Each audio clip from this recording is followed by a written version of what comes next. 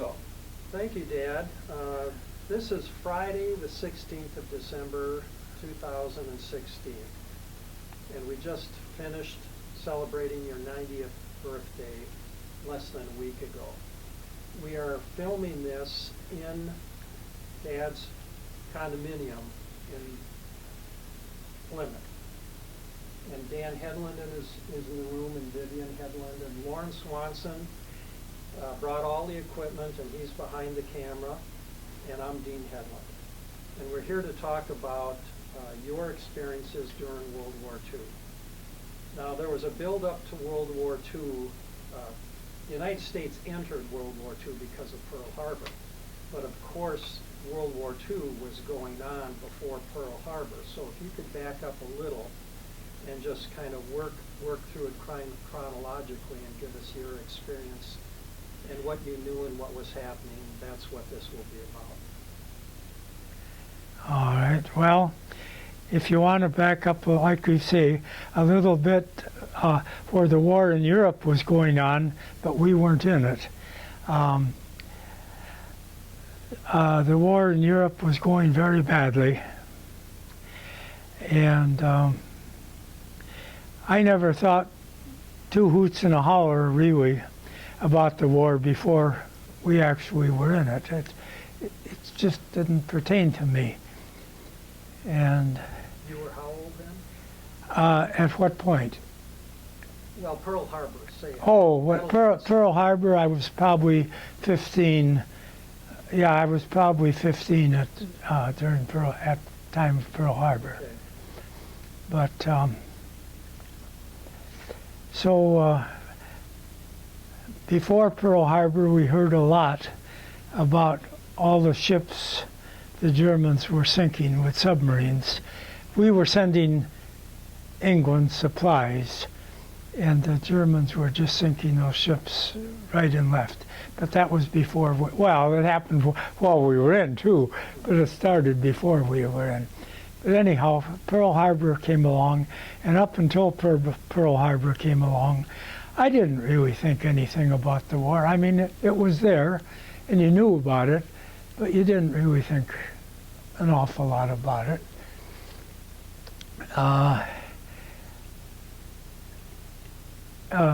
When World War II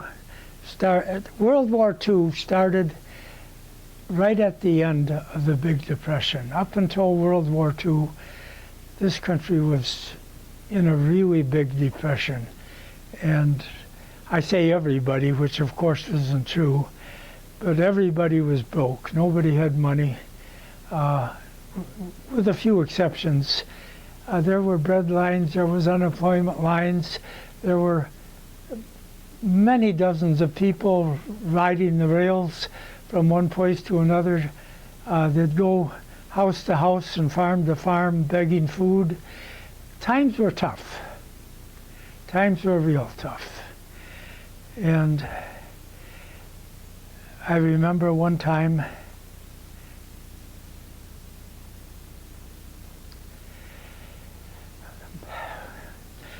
my ma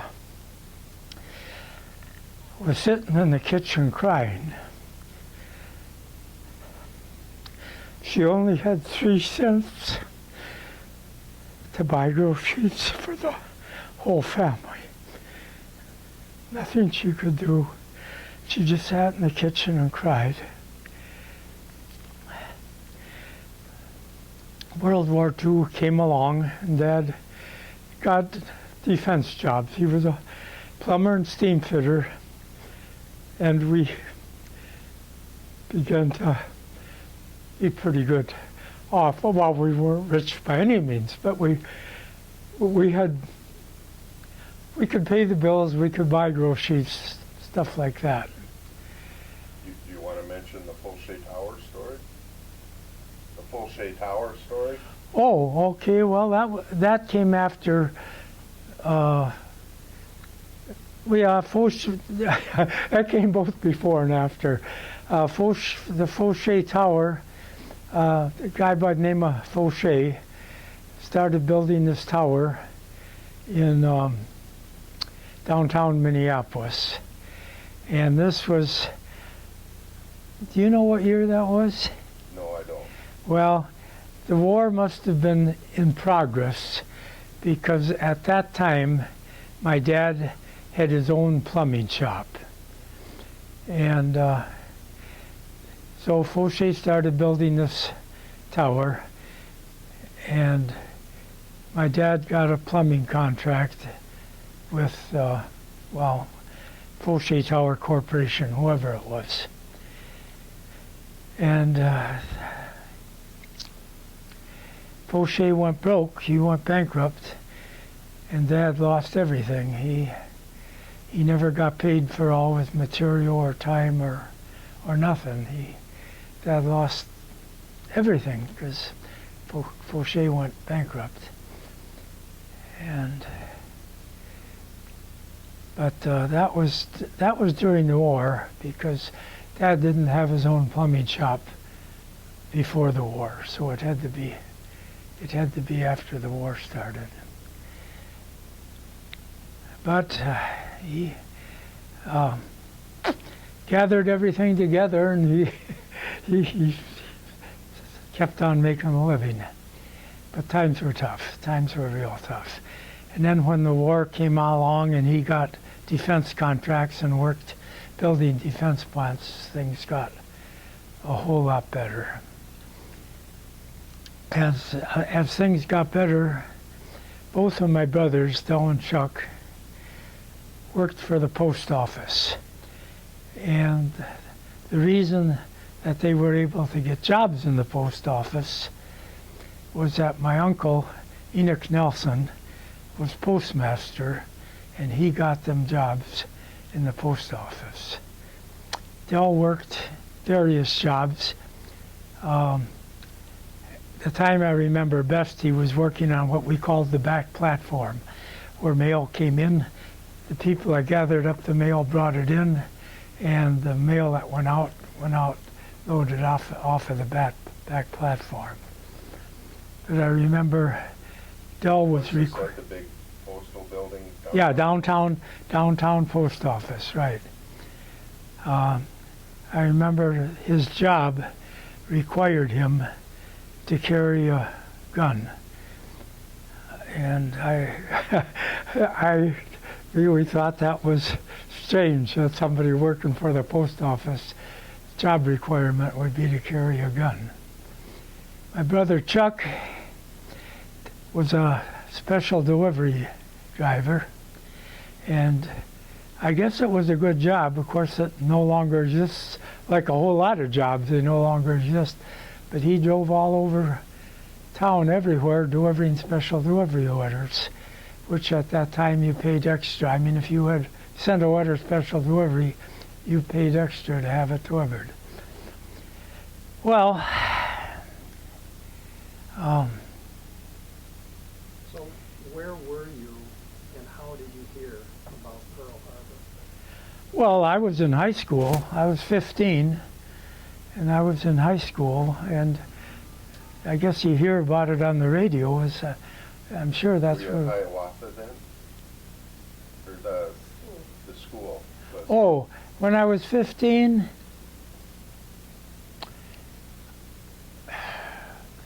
I was probably in Minnehaha Academy, and after I spent a year in Minnehaha Academy, I went to Central High School in Minneapolis. And so that would be 10th grade in the academy, 11th grade in Central, and after 11th grade, I quit high school and joined the Navy. Well, by that time, Pearl Harbor had occurred. I didn't join before Pearl Harbor. So you were in Central when Pearl Harbor happened? Yeah, that would be, that has to be right. Yeah. Did they interrupt classes and say something's happened, or did you get home? I don't know. I don't remember. I just plain don't remember. But of course, it sure didn't take long till everybody knew. And I'm going to back up just a little bit. I had a cousin. Oh, my memory for names is so bad. Nelson. I might think of his name in a few minutes. I can't recall it right this minute. But like I told you before, times were really tough before we got into the war. And he lived on a very small farm, I think it was 60 acres, out by Dassel. And because of the tough times and no jobs and no money and everything else, he joined the Marines. And when Pearl Harbor occurred, he was in the Philippines.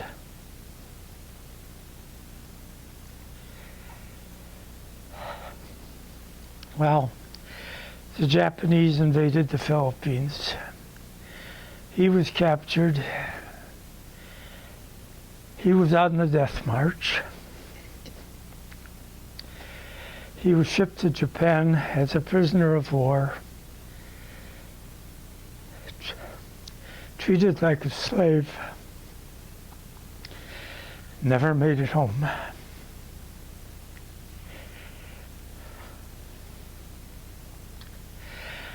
And he was a good friend of mine because they sold eggs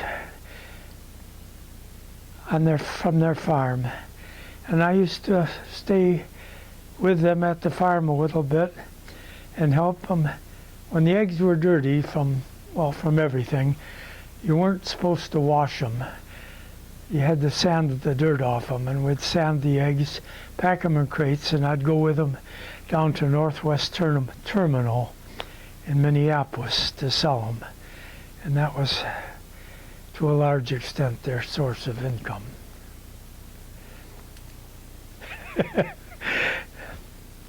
And I, being young enough not to know any better, I opened my big mouth when we took the eggs in to sell.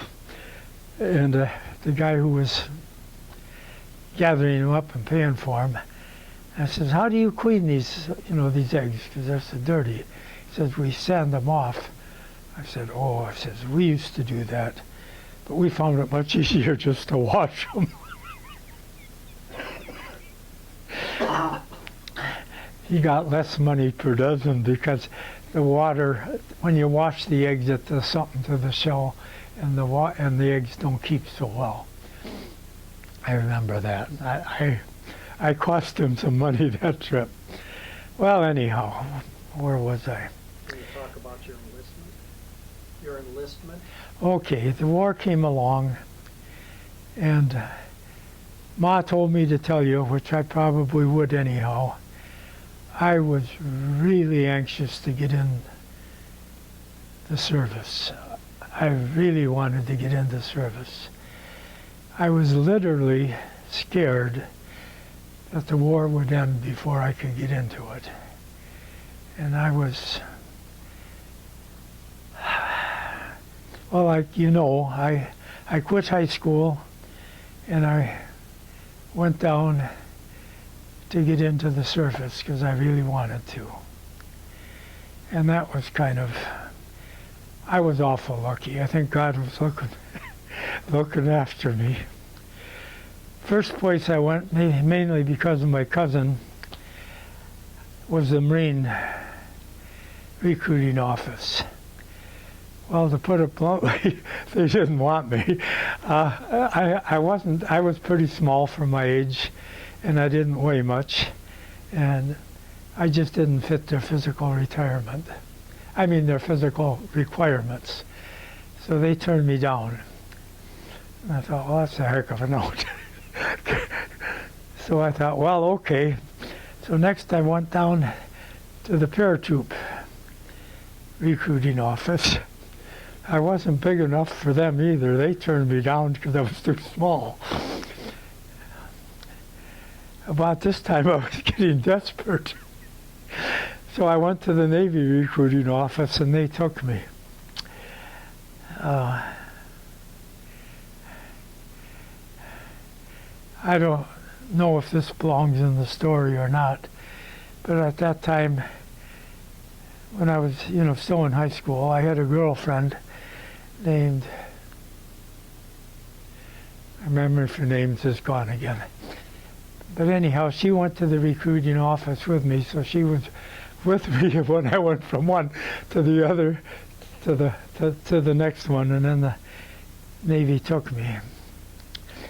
So then, of course, I had to report and go into the Navy.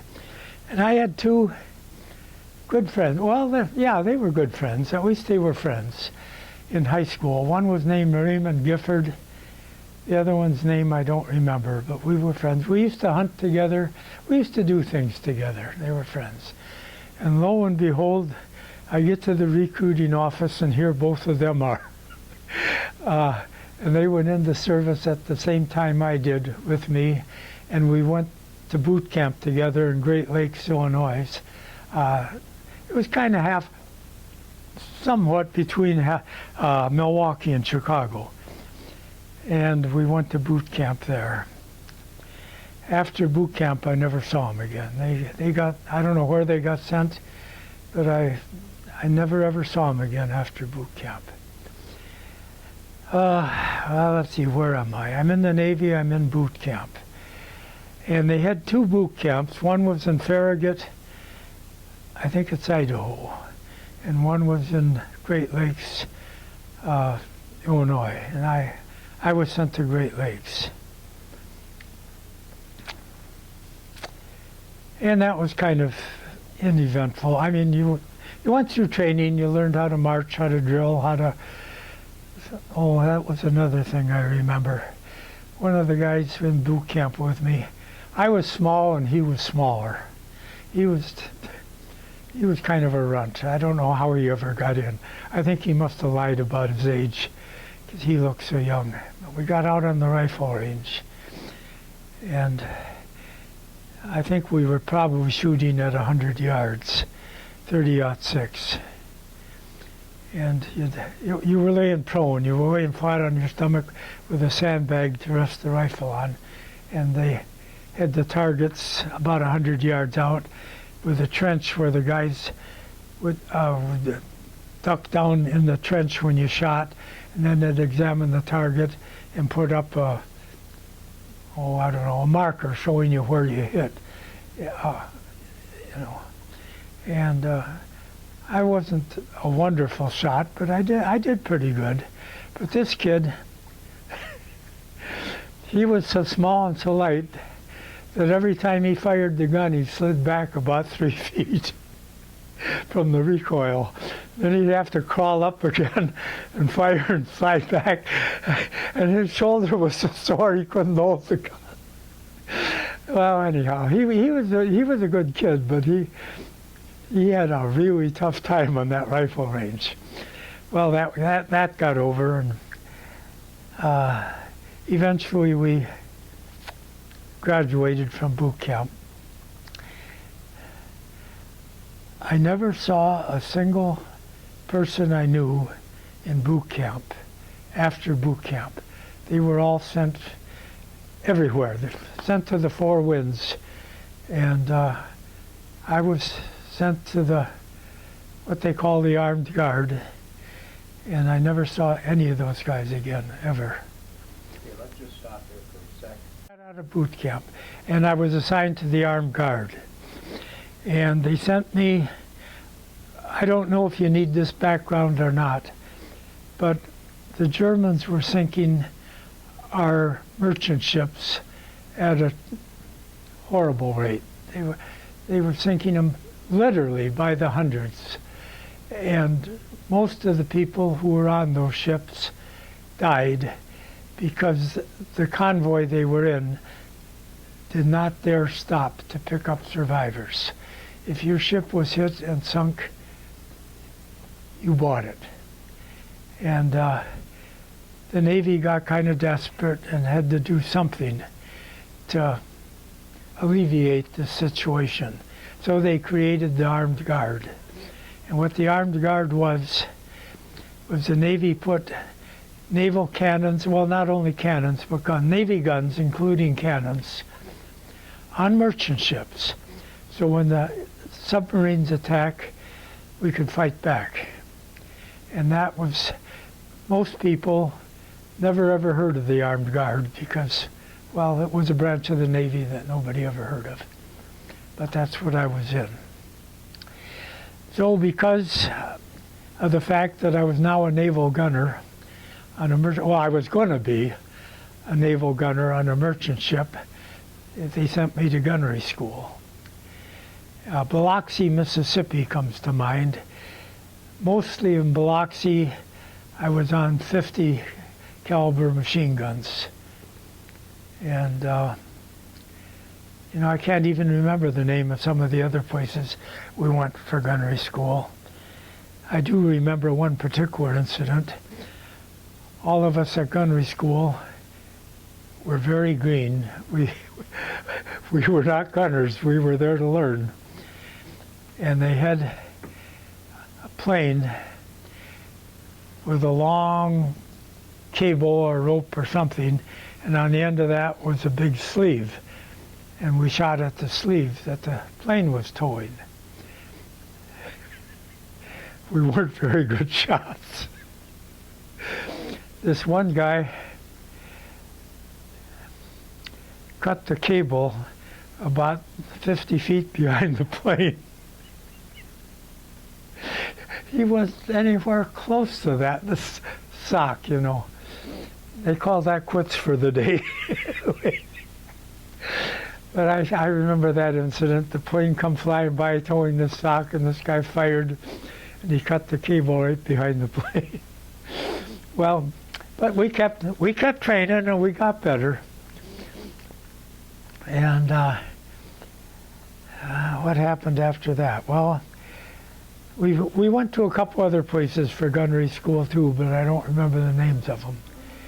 But one place was 30 caliber, one place was 50 caliber, and another place was cannon. And so then we were put on a ship. The name of the ship was the Benjamin Wilson, and it was sailing out of New Orleans, and we sailed on Christmas Day. So it was probably 1 or 2 days before Christmas in New Orleans in the harbor. And I've never been so cold in my life. You wouldn't think New Orleans would be that bad. But it was damp, and it was foggy, and it was windy, and it just went right through you. I had a hat with earmuffs, and I had a felt face mask over my face. I had fur-lined jacket and fur-lined gloves. I had fur-lined pants and fur-lined boots, and I froze. I was just so cold you couldn't believe it. I've never been that cold before or since.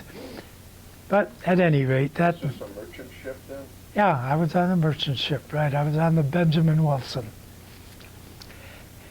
But on Christmas Day, a day or two later, we sailed out of New Orleans, bound for Panama. That was a voyage I'll never forget. We hit a typhoon one day out of New Orleans. From New Orleans to Panama, I don't know how long it takes you to cover that today, but it took us 7 days to get. And that typhoon was going the whole 7 days. And I was just horribly seasick the whole 7 days. The ship, in calm water, the ship had 20 feet from the ocean, from the level of the ocean to the deck of the ship. It's what we call freeboard. We had 20 feet of freeboard between the ocean and the deck of the ship. And that whole 7 days, the ship would go one way, and the rails of the ship would go under the water, and the waves would wash over the ship. Then the ship would go the other way, and the rail would go under the water, and the waves would wash over the other way, and I wished I was dead. Was that side to side? or Yeah, front side to back? side, yeah, side to side. It was, well, anyhow, what finally happened was I was so seasick I couldn't stand it. Well, yeah, I say I couldn't stand it. You got no choice. You got to stand it.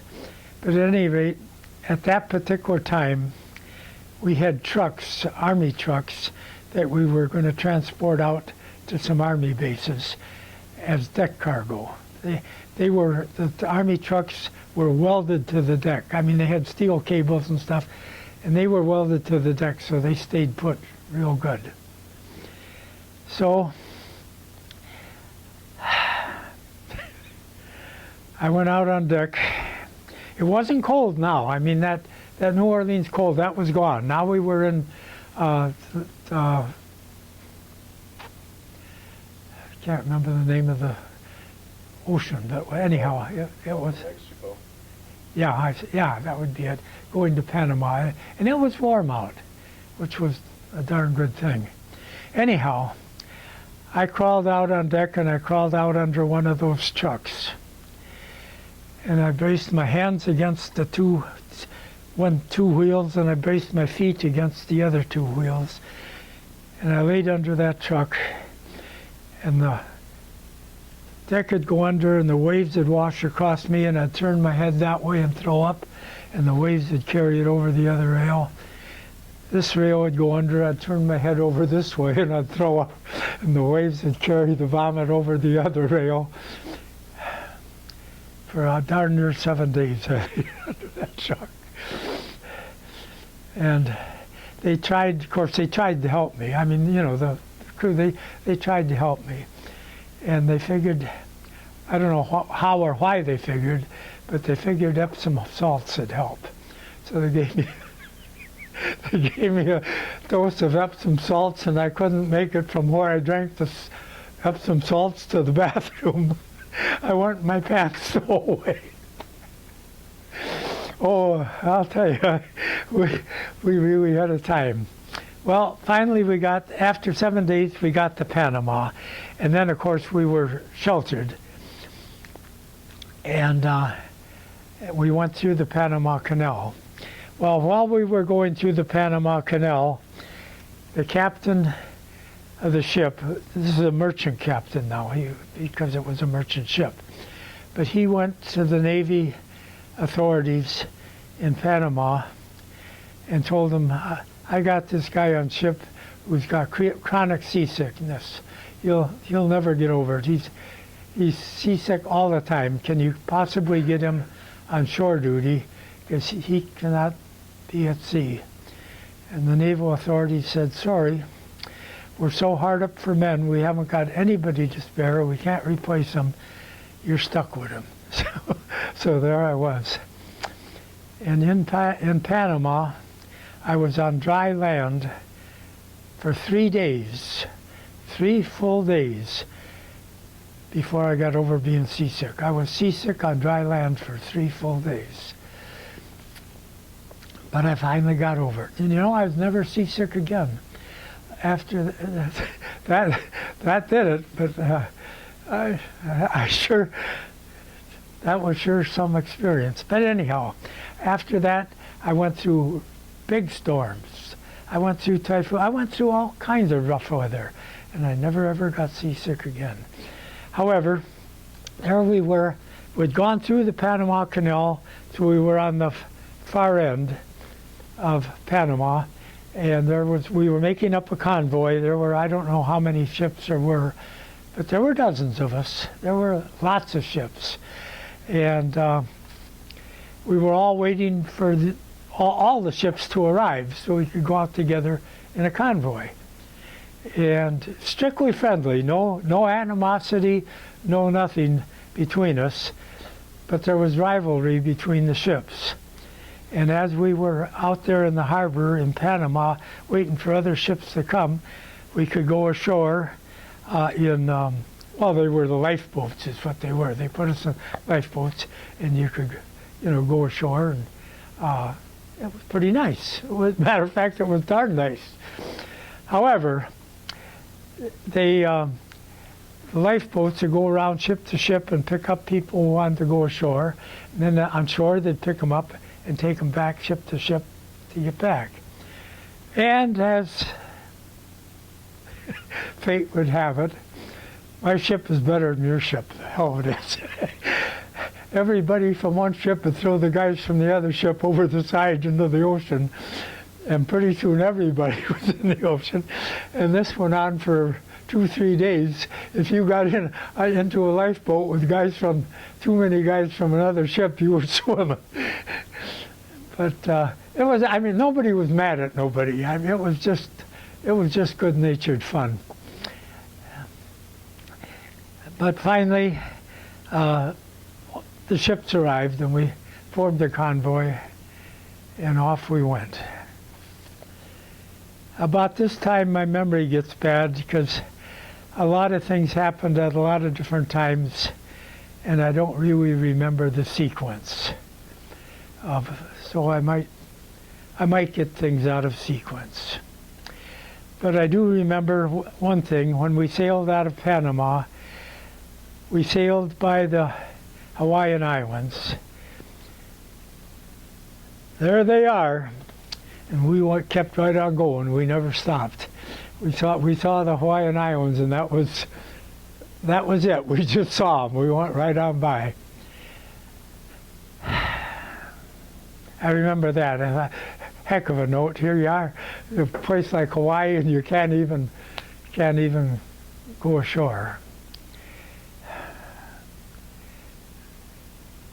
Shut it off a minute. I got to think. I don't know what comes. I was 17, and I think I had just turned 17. I think I was a real young 17, and like I said earlier, I really wanted to get into service. I didn't want that war to end without me getting into it. But at 17, I could not enlist without my parents' consent.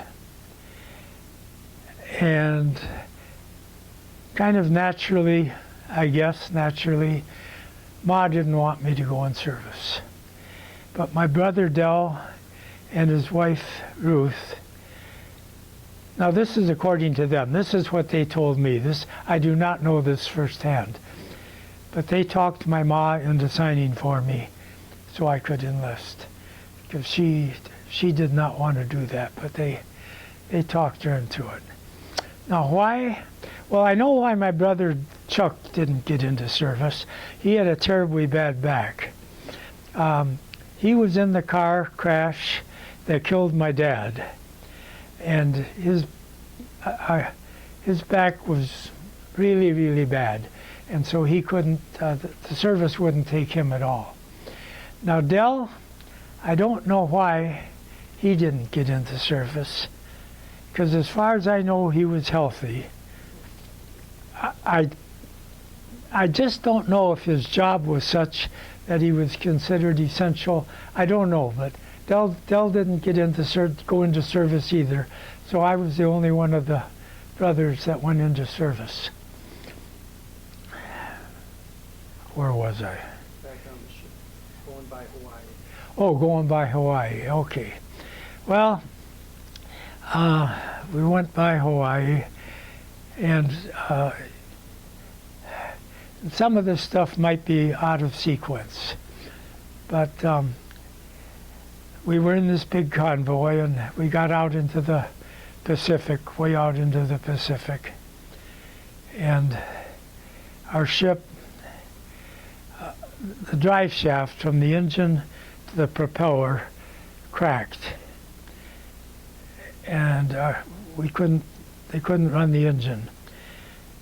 So the convoy couldn't wait for us, so they went, and we were all alone out there. And it took them 3 days to weld that crankshaft together. So we were just a sitting duck for 3 days out in the middle of the ocean, but nothing happened. They got it fixed. And the ship I was on was a very slow ship. Well, I think most merchant ships were. We had a top speed of about 9 knots, which is probably about 10 miles an hour, something like that. But after we got her patched up so we could move, we we went all by our lonesome on across the ocean. We had double lookouts most of the time because, well, just because we were all alone out there. We came to a place in the ocean. This sequence might be wrong, but we came to a place in the ocean where you could look as far as the eye could see in every single direction, and you could not see land. All you could see was ocean. And there was a shelf there in the ocean where the water was only chest deep. You'd never know it. I mean, if you didn't know it, you'd never know it, and you could run aground terribly easy on it. But for some reason or other, we anchored there for a couple of days, and we all went swimming because we could go swim over to this bar and stand up and stuff. So we were out there in the middle of the ocean swimming. It seemed terribly strange, but that's the way it was. And there were, on the floor of the ocean there were, what do you call those seashells I gathered up, honey? Anyhow, I gathered up seashells to make a necklace, which I think Ma still has the necklace made up of those seashells that I gathered up on the floor of the sea there. So they had pearls in them? No. Okay. They weren't oysters. They weren't oysters. They were, I think they called them cat's eye or something. I don't know, but Viv could show them to you if she... Oh, you've got to have them. Anyhow, that was that. Then finally we got to moving again. And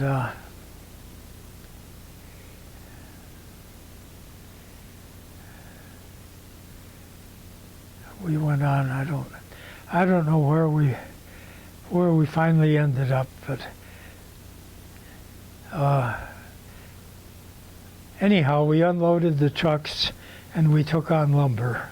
So now the trucks were delivered and we were hauling lumber. And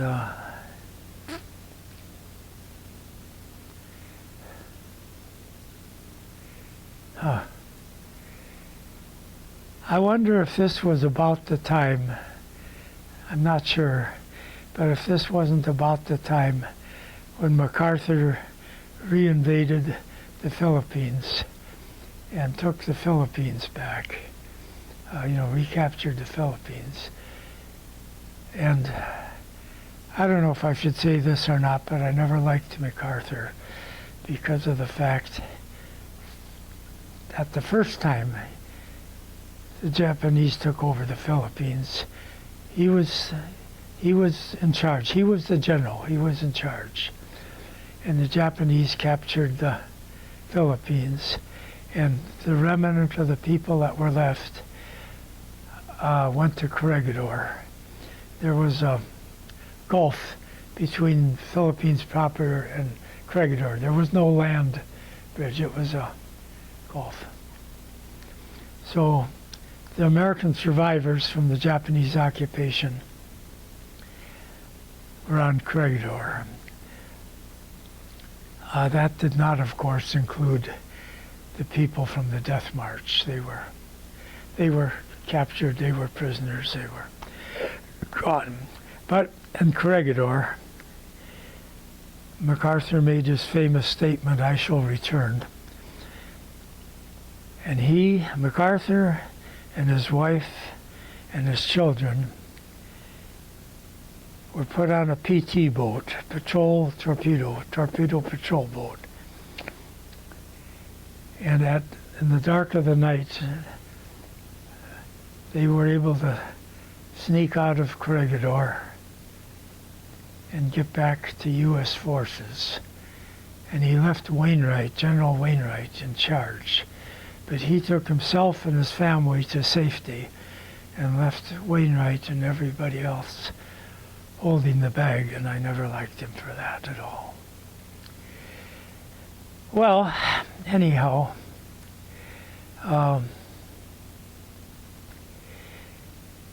lumber go back to the United States?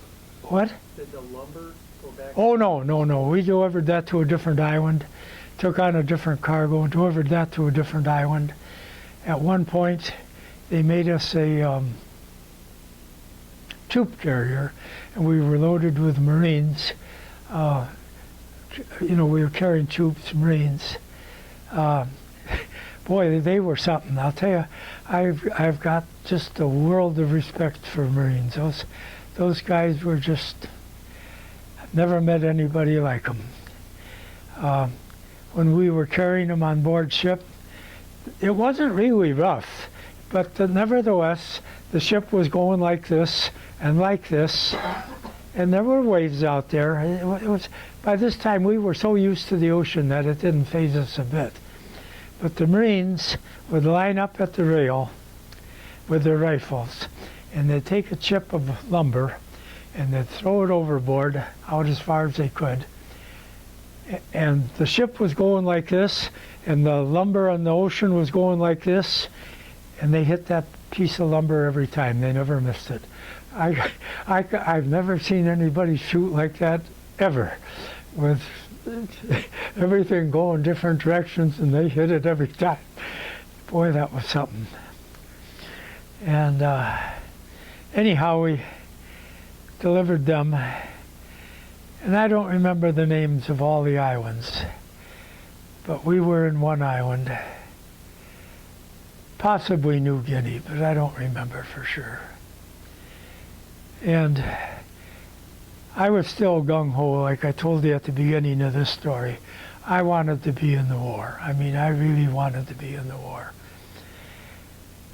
So every chance I get, I went ashore for any excuse. Any excuse I could get, go ashore, and I'd go up where the Marines were, and I'd spend time with them in the front lines. And this one Marine, he had his finger shot off, and he could have gone home. He refused to go. He wouldn't leave the outfit.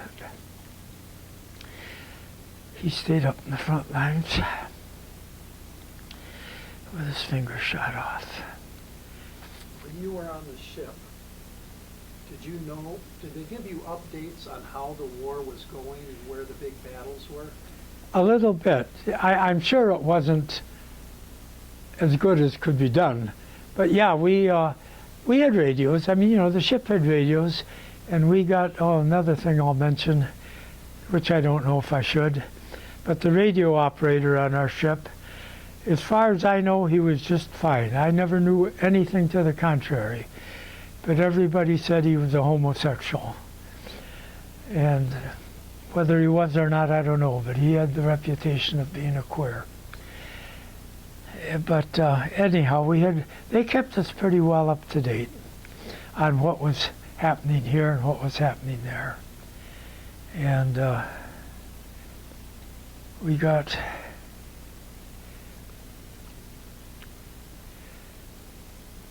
at one point we got back into, no, that came later. Like I say, I'll be out of sequence. But we got into some of the islands, Midway, Tarawa. We didn't really see an awful lot of fighting there, because by the time we got in there, it captured them. I mean, the islands were captured. But we got in there, and we saw what it was like, and another thing I should say. I learned to hate.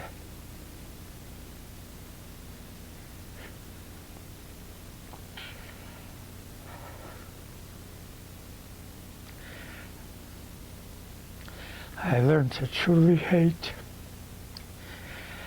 the Japanese.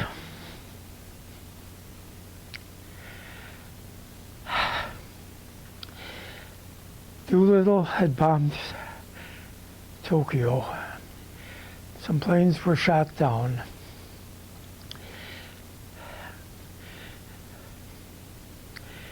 And we were showing pictures. There were in particular 3 airmen who had been captured by the Japanese, who had been shot down. We saw pictures of the Japanese beheading them.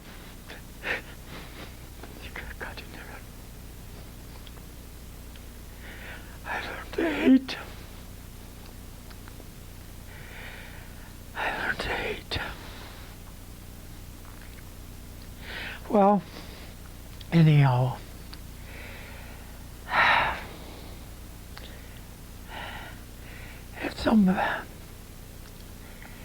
at some point,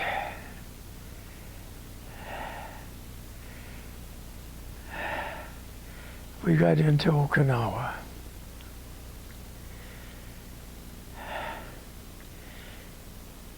And most people, I don't think, know. But the United States invasion fleet, when we invaded Okinawa, was the biggest invasion fleet the Americans had ever assembled anywhere. It was bigger than the invasion fleet of Normandy or Europe.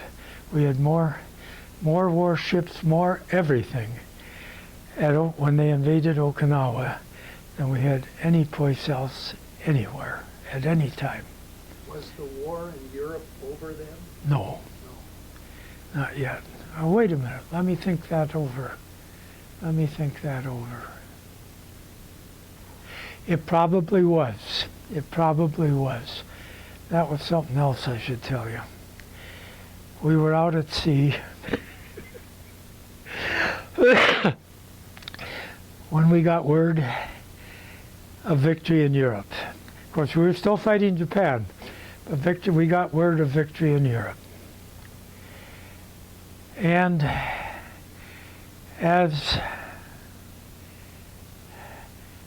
things happened to be, I was the only guy on ship who didn't drink. And the word got around to the captain that I didn't drink. So the captain came to me and he asked me to come with him up on the bridge, which I did. And he said, here's the wheel of the ship, and here's the course we're on. You hold the ship on this course. And everybody on ship proceeded to get drunk. And I mean, really drunk. Well, this was a big ship. It was 50 feet wide and 400 feet long. I mean, this was no rowboat. So I got the wheel, and I'm all alone. There's nobody up there with me. The compass goes over just a little bit, so I turn the wheel, I get the compass to come back on course, I straighten up the wheel. However, the momentum of the ship carries the ship by that point on the compass. So I turn it back, and it goes back, and I straighten up the wheel. The momentum of the ship carries it by again, and each time it goes a little further by. And it's a good. We took evasive action like you never saw anybody take evasive action. The captain finally come up to me and he tapped me on the shoulder. He says, turn around. So I turned around. He says, look behind you. The ocean was dead calm. It was just dead calm. And he said, look behind you. So I looked, and as far back as you could see from the ship to the horizon, the wake of the ship went from horizon to horizon like that. It was, he says, we can do better drunk than you can do sober. Get out of here. And that was the end of my trying to steer a ship. It didn't hurt nothing, but boy, I'll tell you, when I looked behind me and saw the wake of the ship like that from where I sure felt stupid. Boy, did I feel stupid. Anyhow, we went on, and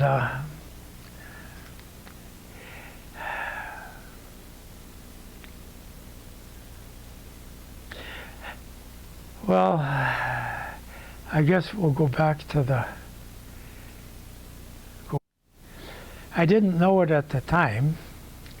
I found out years later that Shirley Jensen's husband, Bob, was on Okinawa the same time I was. I never met him, I never saw him, or nothing. But later on, as we talked, I found out that we were both there at the same time. Well, again, I was still gung-ho. I never got over that. I wanted to be in the war. So, the captain sent me and 2 other guys ashore at Okinawa to pick up the mail and bring back.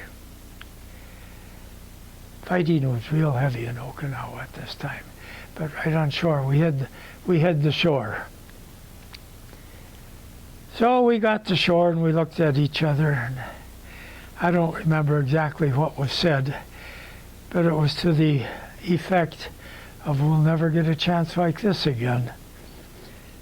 So we said, to heck with the mail. There was a Marine convoy going up to the front lines where the fighting was, and we asked them if we could ride with them, and they said sure. So we went up with them to the front lines, and we spent 3 days with the Marines up at the front lines.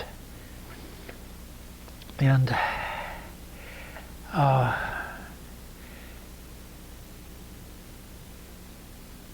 out in front of the Marine encampment, it was desert. Now you guys have been. It was a lot like Joshua Tree. It was just desert out there. And we looked over it, and we didn't have a darn thing for weapons. We were sent ashore for mail. So we talked to some Marines, and one of them lent us a bayonet, one of them lent us a rifle, and the third one of us didn't have nothing. And we decided to go out and see what it was like out there. So we started hiking out across the desert. We were on a trail. It was like a lot of trails on the desert. It was just a footpath. And I happened to be in the lead for no particular reason at all, but I was in the lead. And here I see a string coming up out of the desert floor, going across the path and back under the desert floor again.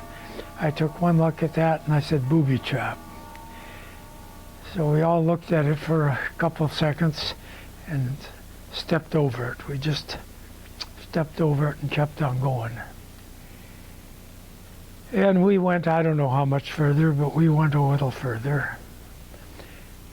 And there were some, like a lot of places in a lot of deserts, there's huge boulders, just huge boulders. And off to one side there were some huge boulders, and it was known that the Japanese were living in caves. They were in caves. So as we were walking down the path, here a Japanese soldier jumps up from behind one of these big boulders, and he runs across the path we're walking on to the other side, and he dives into a cave. We stopped and looked at each other. I said, you want to go in after him? I said, hell no. They said, neither do we. We turned around and walked back out. I think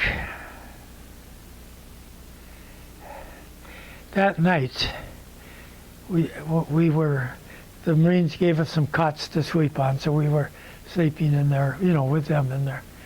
And they had searchlights set up on the perimeter of their base. And I got to talking to the Marines, and I said, what? How come you're lighting up, like that? And he said, well, actually, what they're for, he says, the Japanese out there are starving to death. We've got them completely cut off. They can't get any supplies whatsoever, and they're starving to death, and they try to sneak into our camp and steal food. And that's, so we, so they can't sneak into our camp to steal food. And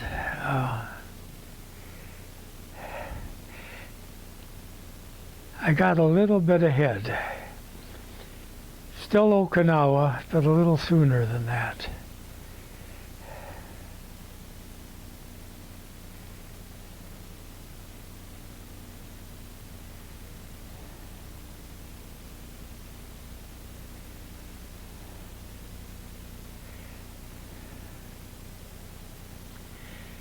No, that part's going to go by the boards for a while.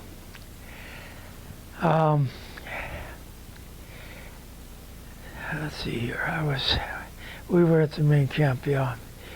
When we were told at the time we caught a ride with the Marine truck convoy going up to the front lines, not to stand up in back of the truck.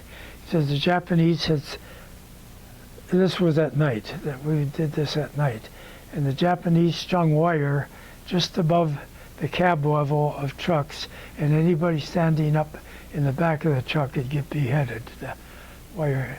So it says keep down below the cab of the truck, because they have wires strung, and you can't see them at night. You can't see those wires at night at all. And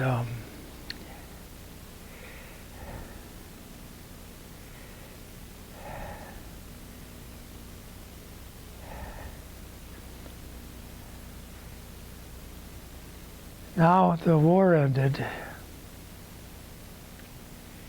We were still on Okinawa,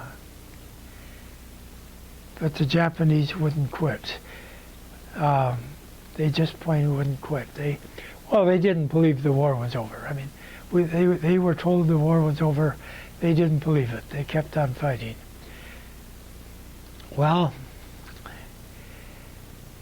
have any of you people ever heard of a place called Suicide Cliffs? Well, it's on Okinawa. And it's a place where at the end of the island there's a drop of several hundred feet into the ocean. And the Japanese had convinced, there are Japanese villages on Okinawa. It wasn't just 100% army. There were some civilians. There were civilians there too. And they had convinced the civilians that we would rape them and kill their children. And they convinced them. I mean, they believed it. That's all there was to it. They believed it. And when the army tried to get them to surrender, rather than surrender,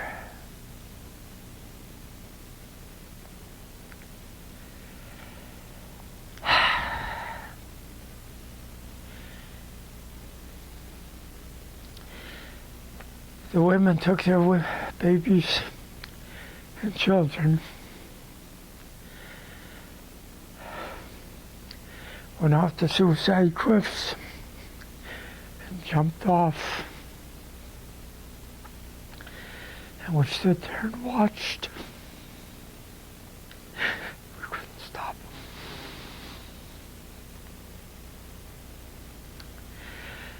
We couldn't stop them.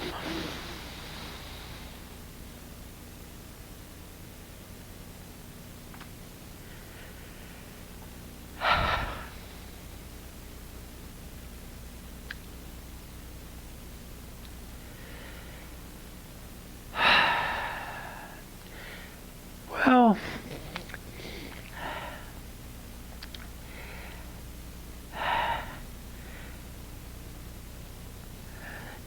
the Marines had the Japanese pretty well contained. Well, they were starving to death. They had nothing. They were pretty well contained. The war was over about 2 days. I think it was the second or third day the war was over. They sent our ship into Nagasaki, Japan.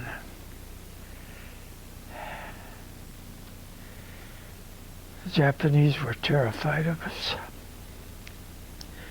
Just terrified. But we went into Nagasaki, and I don't know who arranged it or how they arranged it, but they loaded us into a truck and took us to where the atomic bomb went off.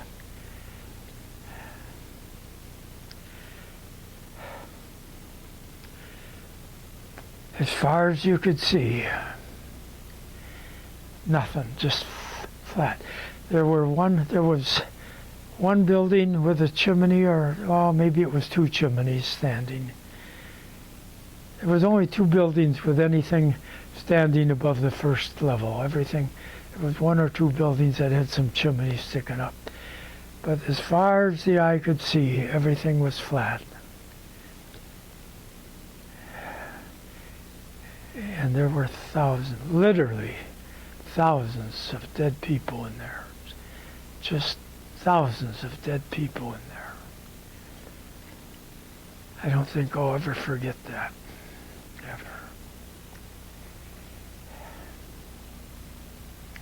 Well, anyhow, we saw Nagasaki, and we saw what an atomic bomb could do.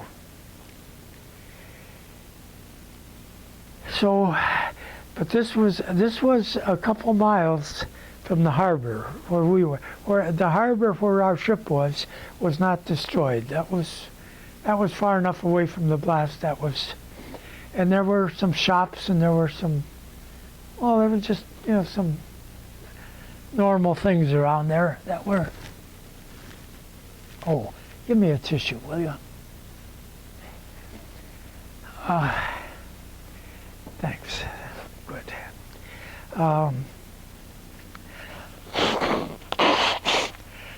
So we went back to the ship,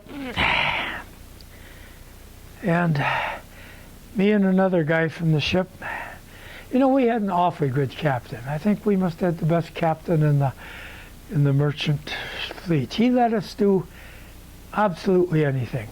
In Okinawa, when we didn't pick up the mail, when we went for 3 days, we were all guilty of desertion, every one of us. He never did a thing. None of us. He never did a thing. But we all could have been.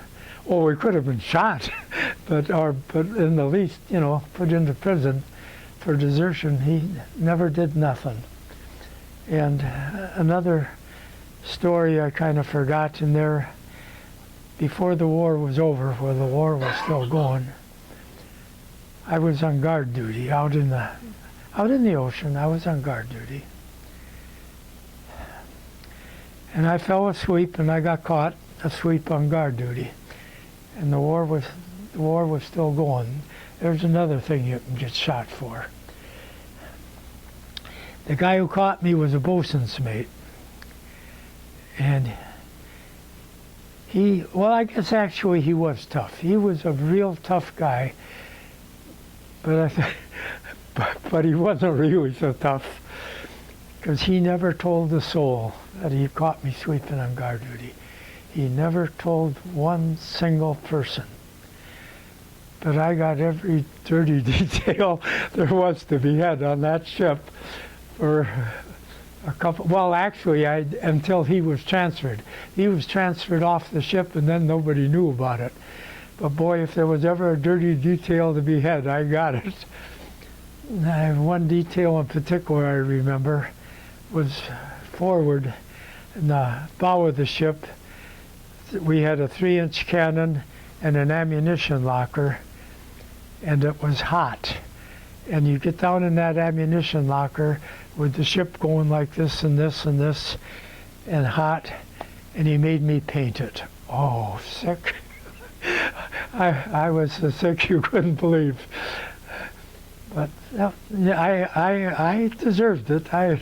No doubt about it. I deserved it. But boy, I was sick. And but finally he got transferred off the ship, and that was the end of it. So the war in the Pacific was done now? Not at that time. Okay, but you talked about, Okinawa. Yeah. It ended when we were on and Okinawa. how did it end for you? It ended for me. I was on board ship in the harbor in Okinawa, and the Japanese were just fighting like crazy. I mean, they would not give up. And the Marines were fighting them. That's well, they had to. They had no choice. You had to fight. And so the war, as far as Okinawa was concerned, the war did not end. I mean, the war was over, but it was still going in Okinawa. And then after 3 days, when we went back and picked up the mail and came back, went back to our ship and got a good reaming out from the captain, then we sailed into Japan, into Nagasaki, into Japan. And well, we were young and dumb, and like I say, the war had only been over 2 or 3 days. And I went ashore at night, alone, to walk around and see what I could see of Nagasaki. Not a very smart thing to do, but I did. And lo and behold, it wasn't real dark. It was getting dark, but not real dark. I couldn't believe my eyes. I absolutely couldn't believe it. I still can't hardly believe it. But here on the street corner stood a Japanese officer in full dress uniform, standing on the street corner in Nagasaki. And I looked at him, I thought, you fool, this city is occupied by battle-hardened Marines. They'll kill you in an instant. War over or not, you're standing in full dress uniform on the street corner. You ain't long for this world. But at any rate, he was all alone standing on the street corner, and I was all alone walking through the city. So I figured, well, what the hell? So I walked up to him, and I don't remember what I said, but the first words I must have said was, "Do you speak English?" "Yeah, I speak English." Oh, so we talked about this and that, and finally I asked him, "How come you speak English so good?" He spoke better English than I do. "How come you can speak English so good?" He says, "I went to the University of California before the war." How the heck did you end up here? But he did. He came back here and he was... well, anyhow, at this time it was dark and I couldn't find my way back to the ship. So I asked him, I says, "Where's the harbor? Where are the ships?" And he told me, he pointed out where the ships were. And I got back to the ship. And that I was really dumb, because I didn't think of it till later. But I should have took him with me, because he would have been a real valuable interpreter. I should have took him with me back so he could act as interpreter. I never thought of it. Completely out of my mind.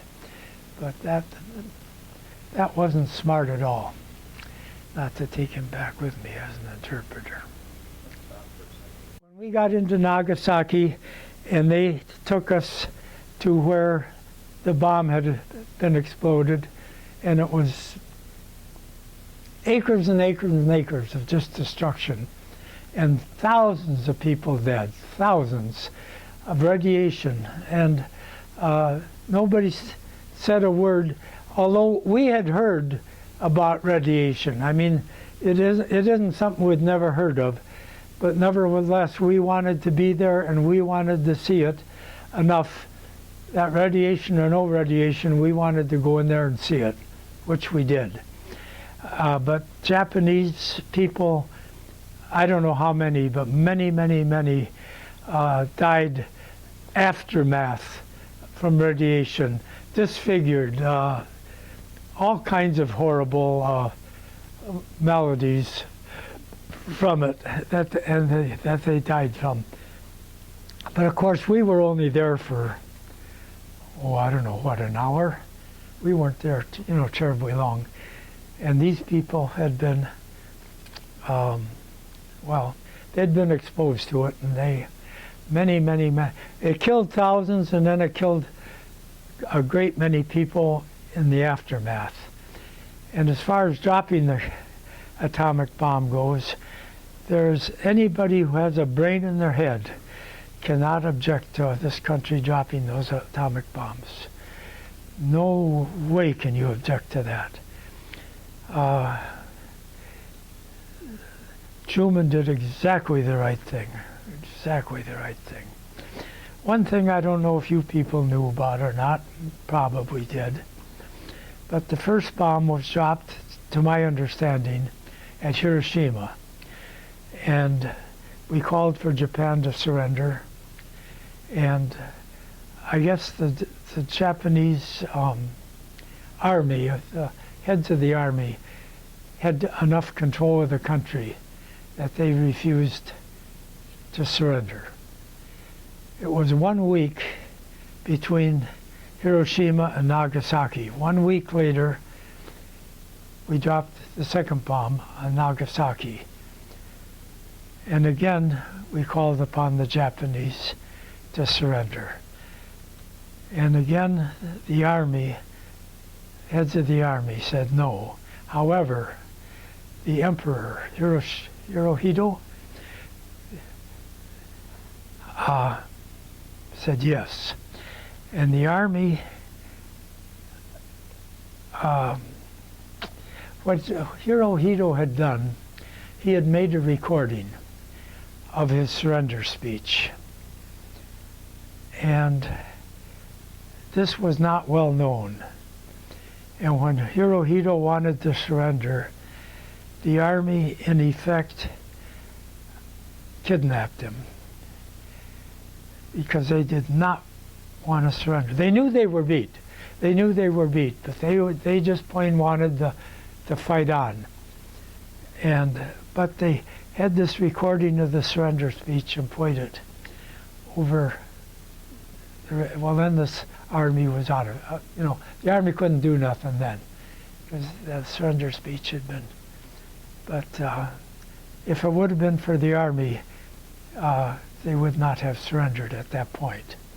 Another thing that happened that very few people know, at least I think very few people know, that was when we dropped the atomic bomb on Nagasaki.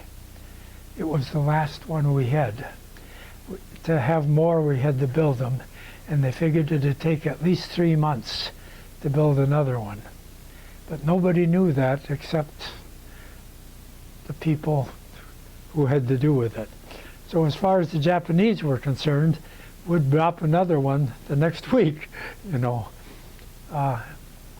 which was a darn good thing. They didn't know that that was the last one we had. But anyhow, this or that or the other thing, several of the emperor's personal bodyguard, or whatever you want to call them, committed harikiri. They killed themselves, committed suicide when Japanese surrendered. And some of the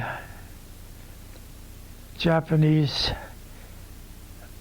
the people who were kind of head of the Japanese army, Tojo was one I remember in particular. They hung him. He was hanged. And as far as I was concerned, it wasn't near enough. They should have hung the whole bunch of them. But nevertheless, that's the way it went. And going back a little bit, first of all, into Japan, when we went ashore in Japan,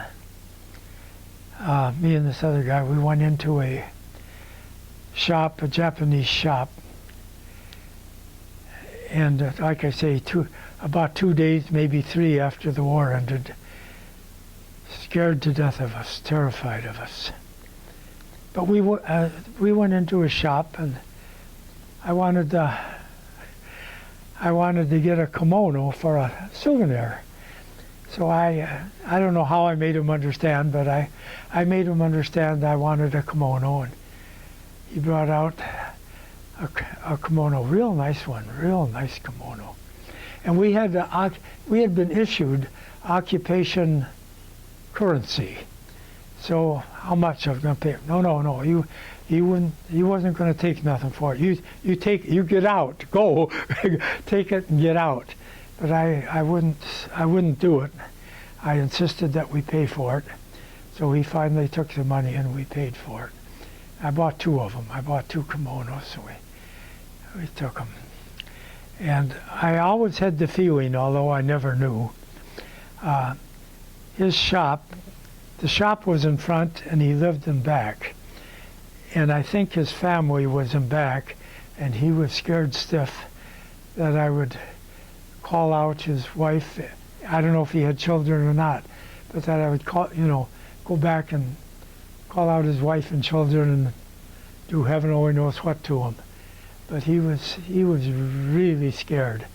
But we never made him bring out his wife or children or anything.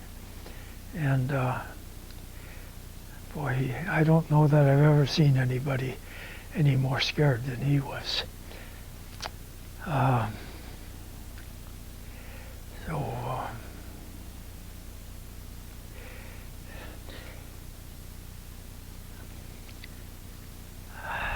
Your trip home and how you were received at home. Well, okay, trip home. We came by the Philippines, and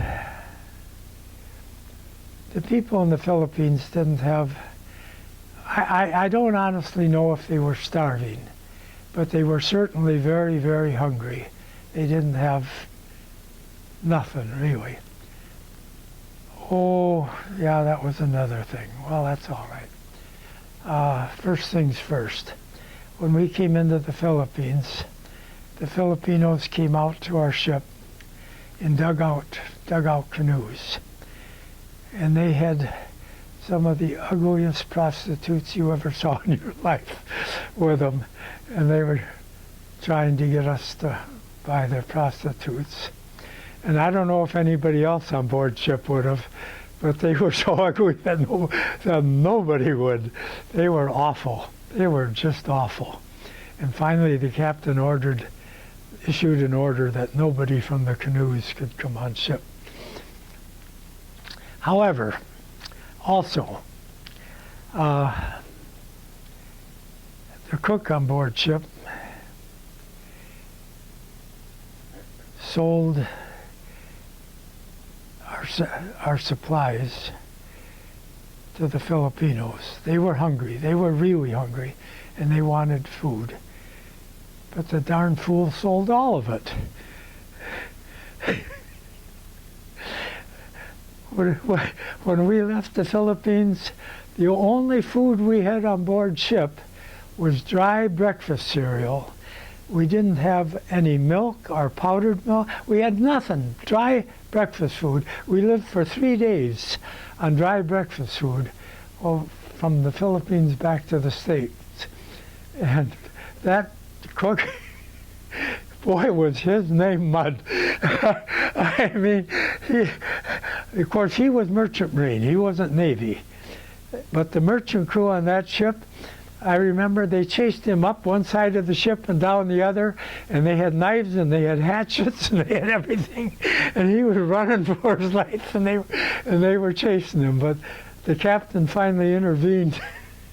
I don't know if they'd have killed him or not, but it sure looked like it. If you were watching, it sure looked like they would. But anyhow, he sold every bit of food we had. Dumb idiot. Well, anyhow. And when we got, I I don't remember exactly, but we weren't quite to the States yet, but we were close. And they sent a boat. It wasn't a big ship, it was a boat. But they sent a boat out from, see, what port was that we went into? Is that Seattle? It might have been Seattle. Anyhow, they sent a boat out to our ship, loaded with food. And they brought that food on board, and boy, we gouged ourselves. We had steak, we had everything. And but we hadn't even hit port yet, and we had they sent out all this food for us. That was sure something. But Remember how many days it was you were on short ration? 3 days. Dumb, just dumb. Well, what, you know, we survived.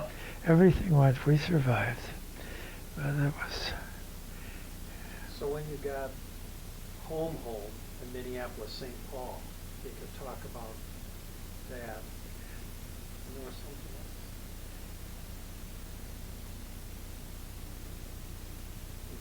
That was that. I don't think you did.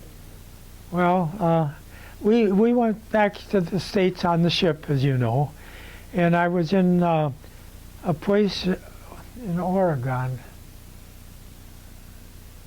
Well, if you from Portland, Oregon, if you go straight out to the coast, I think it was Seaside. I think it was Seaside, Oregon. We were just there. Oh yeah, that's another. I keep thinking of other things as we go along. But in Seaside, Oregon, I was, well, the war was over, I was there, and some admiral or other was going to hold an inspection. And so the guy in charge of me, I think he was a chief petty officer or something, he told me, he says, now this admiral is coming to inspect the barracks. And boy, you have them clean, you know. And he impressed me. I mean, he really impressed me. Boy, I better have it in first class shape when this admiral shows up. So I got going. I was swabbing the deck. I was cleaning the windowsills and windows. I was doing everything. The deck was awash with water. All my cleaning equipment, scrub brushes, everything everywhere, and then walks the admiral. I can't remember exactly what he said, but something to the extent of "you're doing a good job," and walked out again. Boy, was I embarrassed. I had cleaning gear everywhere, and then he walks. There I was. But there was another thing. When I was in Seaside, Oregon, the war was over, of course. And like I told you earlier, I had been caught asleep on guard duty during the war. So here I was, well, walking around, seeing this, seeing that, seeing something else. And here was the brig. And the Marines, there were 2 Marines in there, and they had a Navy sailor in the brig. And they had a Quonset hut, I don't know, 100 yards away or so, where they were showing movies. I think it was an old John Wayne movie, or anyhow, one of the old classic movies they were showing. And so I sat in there and visited with them, and I was kind of looking over at the sailor, and I don't remember exactly the sequence of it, but I said to the 2 Marines who were on guard duty, I says, wouldn't you guys like to go see the movie? And they said, yeah, we sure would. I says, okay, I'll guard the store here. You guys go ahead and go to the movie. So they gave me their 45s, and I strapped their 45s on, and they went to the movie, and I gave them about 3 minutes, maybe 5. And I said to the sailor, I said, what are you in here for? And he says, I was asleep on guard duty. And he said, I'm waiting court-martial. I thought, what the heck? I did that, you know. So I said, all right. I says, would you like to see the movie? He says, yeah. So I unlocked the cell and I let him out. And I walked with him over to the movie. And we watched the movie. And when you could tell it was ending, you know how it kind of winds down. When you could tell it was ending, we ran back to the brig and I put him back. I put him back in the brig and locked the door. So when the Marines came back, he was all back in the brig and everything. I remember that though. I figured, golly, that could be me, you know. But he was waiting court-martial. So when you got back to Minneapolis, St. Paul? Well, when I got back to Minneapolis and St. Paul, then I was stationed at Fort Snelling. And they had these, I guess they're Quonset huts. I'm sure they are. They hold 120 people. You don't live in them, you sleep in them. They have a mess hall and they have this and that, but they slept about 120 people. And so I spent a couple of days at Fort Snelling awaiting discharge. That was another thing I remember a little bit. Way back at the beginning when I went into the Navy, I could play a trumpet. And they wanted buglers to play taps, reveille, mess call, all that stuff. Guess who? So I was issued a bugle, and the thing was, when you blew taps for everybody to go to bed, all lights went out and everybody got in bed. And I thought, this is a heck of a note. Here I am out here blowing taps, everybody else in bed. So what I did was when it come time to play taps, I'd open the back window, stick the bugle out, play taps, and I was in bed before anybody. Were there any parades or anything welcoming the Oh service no, people? no, nothing. The war had been over. The troop ships from the Europe had come back, and they, you know, all the big welcomes and parades and all that stuff. Oh no, when I got discharged, it was so long. It was nice to know you, but. I don't remember any welcoming home parades during the war. Well, they were in New York.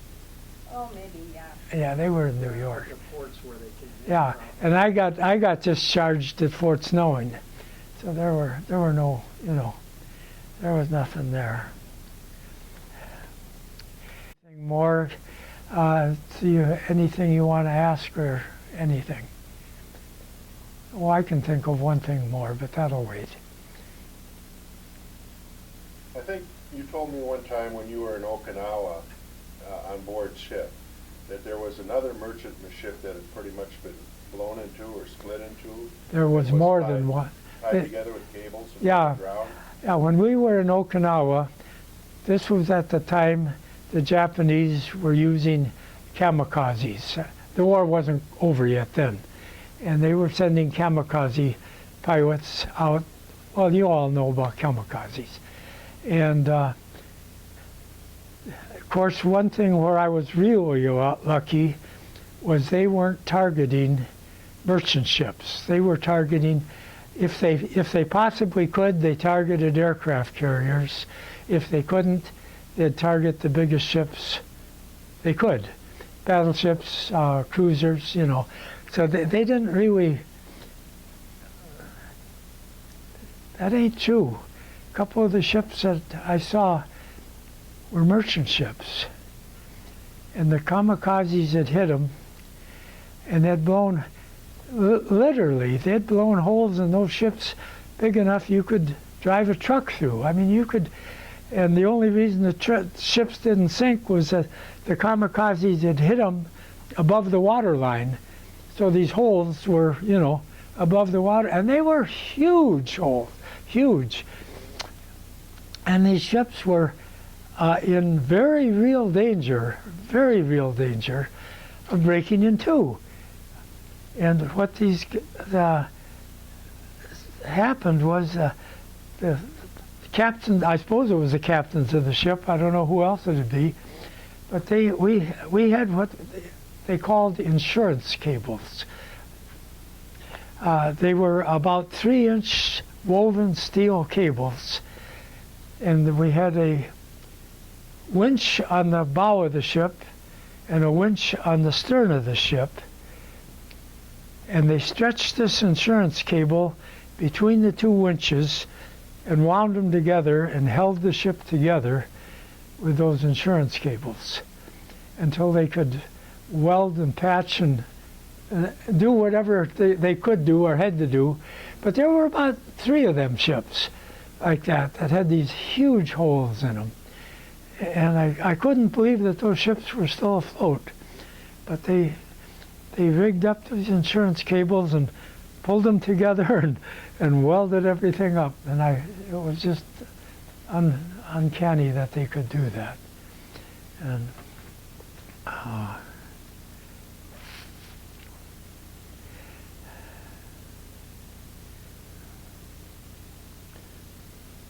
sometime when it's just you and just you and just Brent, there's another story I'll tell you. But that's just for you 3. I've told Ma, but she doesn't remember. There's only 2 people I ever told, ever. One was Chuck Steyert. He was a kid I grew up with, and he was in the Air Force in Italy. And he went through a lot. He went through a lot in Italy in the Air Force. But I told him and I told Viv, and those were the only 2 people I ever told. But he died. He's dead. Viv don't remember, so I'm the only one that knows. Well, thank you.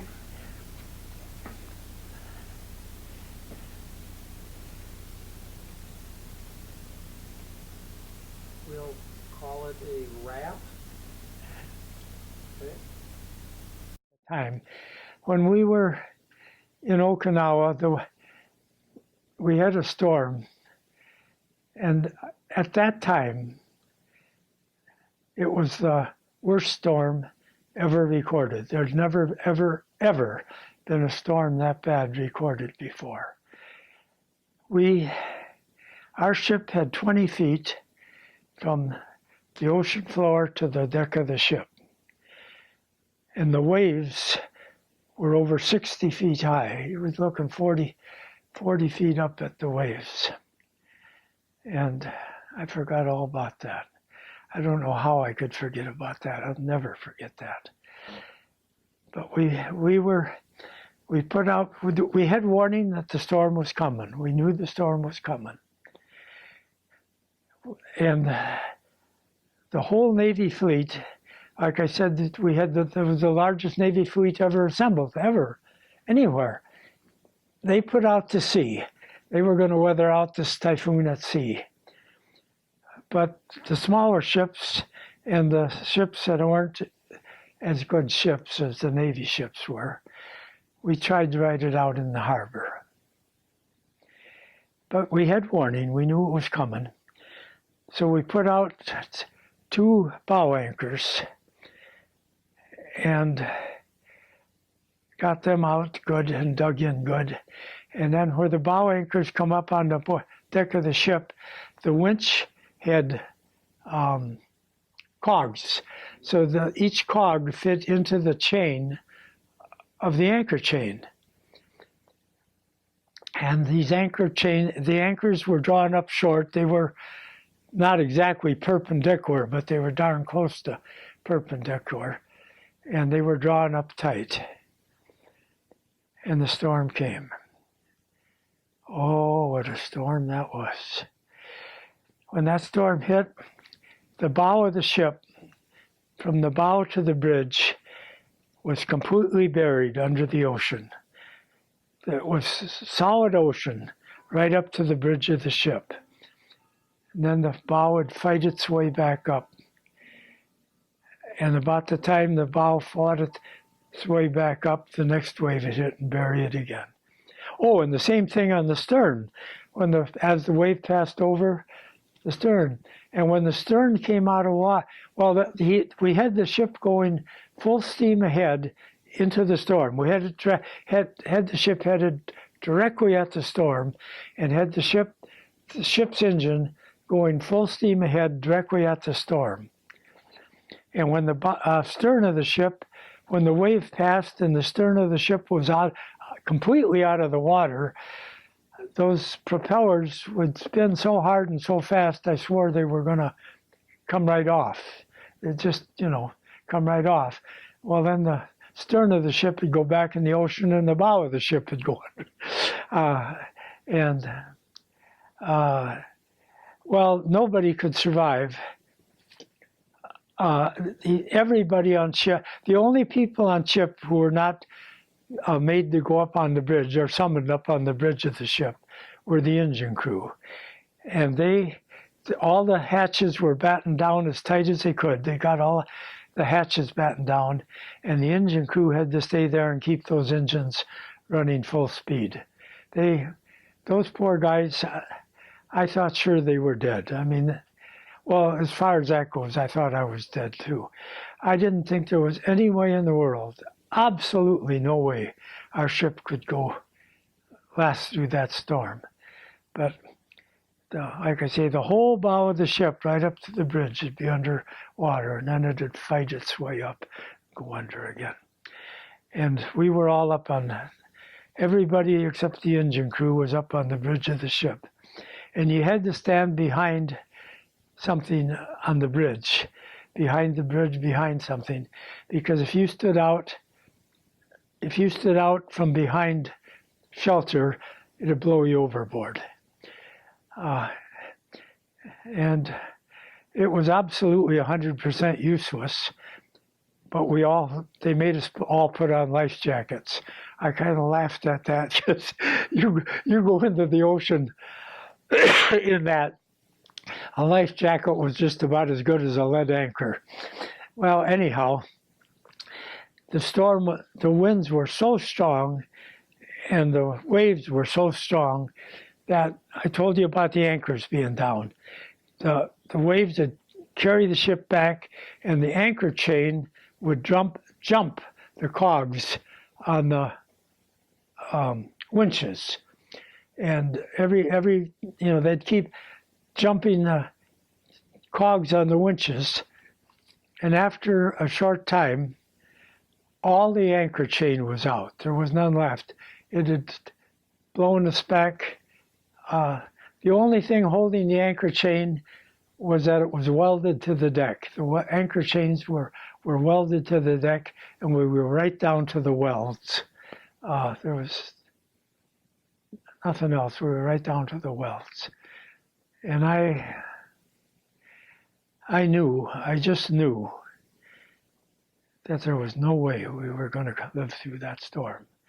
I was 100% certain that we were all dead. And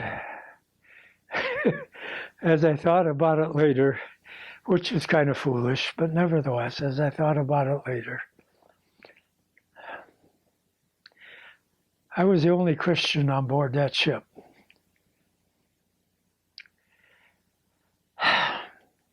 And I figured that in order to save me, God had to save the whole ship.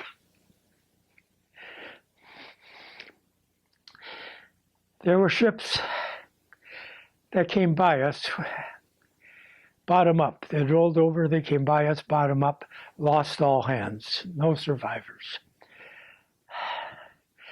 The radio was up on the bridge of the ship. The radio was just flooded with SOS calls. People, they were rolling over, they were going down, they were everything. They were just, the radio was just jammed with SOS calls, and nobody could do a thing. There was one blessed thing that anybody could do. Nobody. One Navy ship. I don't know how come the Navy ship was still there, but there was a Navy ship over alongside of us a little ways. And I don't know what the deal was, but they had a hawser ran from the bridge of the ship to the bow. And they had searchlights on it. They had the searchlights turned on the hawser. And there were 7 sailors that were out, had a hold of that hawser and trying to work their way up to the bow. And this one big wave hit them. When the wave passed through, there were only 6 left. I won't forget that either. I would like you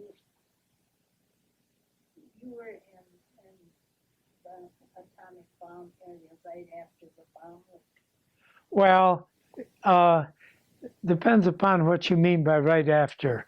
The war had been over 2 or 3 days. Japan hadn't surrendered till 2 or 3 days after the bomb had been dropped.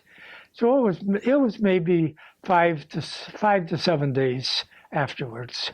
Well, tell them what it was like where the bomb had exploded. Oh, all right. I thought I did. It was just. Did he? Oh. All right. Yeah. Okay.